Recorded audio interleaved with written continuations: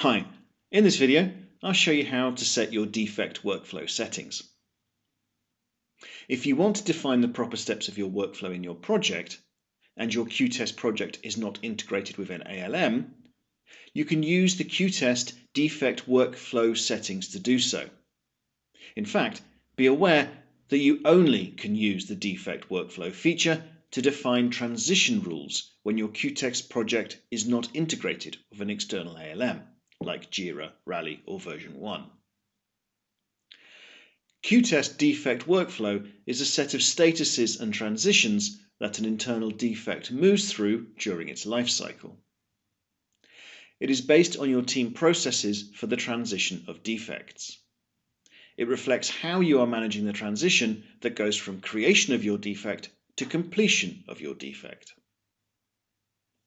It is important to know that only project administrators can manage internal defect workflow by defining transition rules associated with particular user profiles in a project. Now, let's see how you set up a transition rule using the feature Defect Workflow. While in the Defects tab, select the gear icon. In the drop-down menu, select Defect Workflow Settings. From there, you can define the transition rules and enable the workflow. You must turn on the activation status by selecting the toggle. To add or remove transition rules, use the Add or Remove icons in the Action column. To temporarily disable a transition rule, deselect its active checkbox.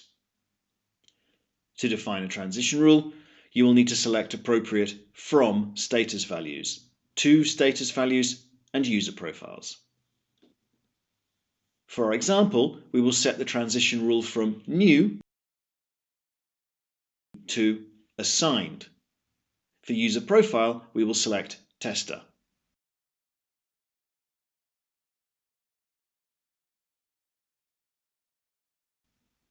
If you want to choose a different status, the ones that are listed here are set up by default when the project was first created. The project admin can do so in the administration section. Now, we have defined the defect status transitions and which user profile can perform these transitions. Once the workflow is enabled, you can preview the workflow when updating defect status on the Defect Details page. It will only list out the transition rules which are associated with your login user profile. Users can only change a defect status based on active transition rules assigned to their user profiles.